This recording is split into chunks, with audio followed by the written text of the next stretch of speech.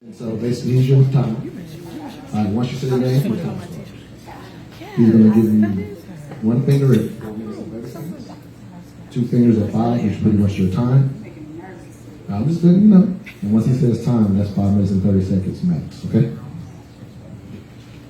All right. Hey, guys. My name is Cher'Don, and I'm the Sheo of She Prints, and I always have to say that. So, my conversation is Wakanda, right? Wakanda forever, right? We hear that all day, every day. But what if I told you that we have forever been Wakanda? And when I say we, I mean me. When I say me, I mean black women. So I'm sure you're wondering, where could I possibly get that idea from? Well, think about it. In this movie about this amazing, fine black man, he is completely covered and protected by the black woman. See, when you think about him moving in his purpose and his greatness, he can't do it without his warriors, who are who? The black woman. Come on. When you think about him needing to have the appropriate tools and resources and capabilities to live in his greatness, he can't do it without his sister, which is what? A black woman. And when he goes to war and he gets to fight man to man, and he needs his powers regenerated, he gets to lay on a bed of flowers, and his powers are poured back into him by who? A black woman. See, my Toya asks, all you do is think. All you ask is that we think. Think about this. Come on. From the start of us as African women in America, we have always had to put our powers to the side. If you think about the start of slavery, when our black man was out in the fields picking cotton and being whipped by master, he was able to come home and we had to care for his wounds. We had to make sure that he was fed, that the kids were cared for, and that his sexual needs were met. But we forget that we also had to do that for master. See, the black woman had to take care of master, make sure his sexual needs were met, that his children were cared for, that his family was fed and kept, and then she had to leave and go do the same for her family. At no point was she able to lay in the bed of flowers and have her powers poured back into her.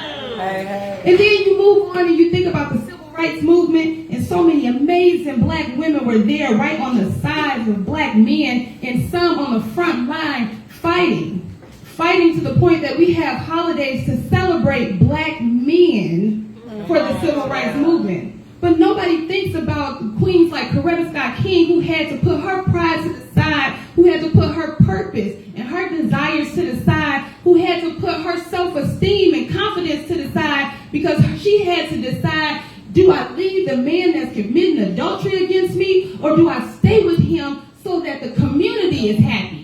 Putting my power to the side.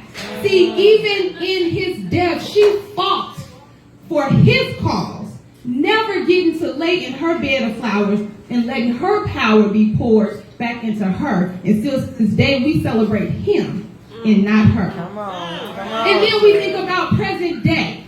So today we have the Black Lives Matter movement that was created by 3 beautiful women of color. And that fight was a fight about police brutality. And who do we see in the news when we're fighting? We're fighting for the rights of black men, to make sure that they can live their lives, that they can move in their purpose, and that they're protected by who? The black woman.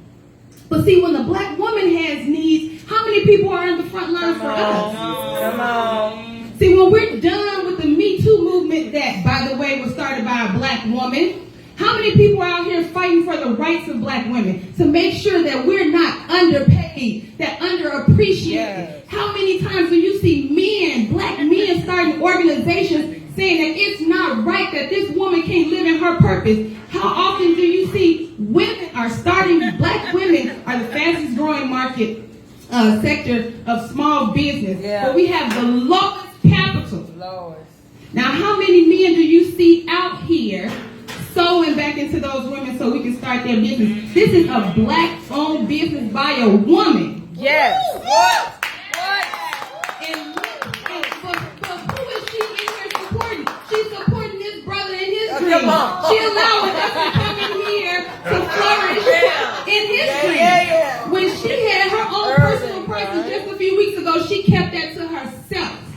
again, never being able to lay in her bed of flowers to have her power pour back into her. So I say this. All I ask is that you think. Think about this. The next time that you are about to stop to empower another brother, look to the sister to the left or right of you and empower her first. Yes. How about empower yourself first? Don't let nobody tell you that you're selfish because you don't take a me day. Don't let nobody tell you that you're selfish because you didn't go to the kids' baseball game. You got 12 Come on. games. You just want Take all to my live money. in your greatness. Because see, Issa Rae, she's rooting for all black people, but I'm rooting for every black woman. Yeah.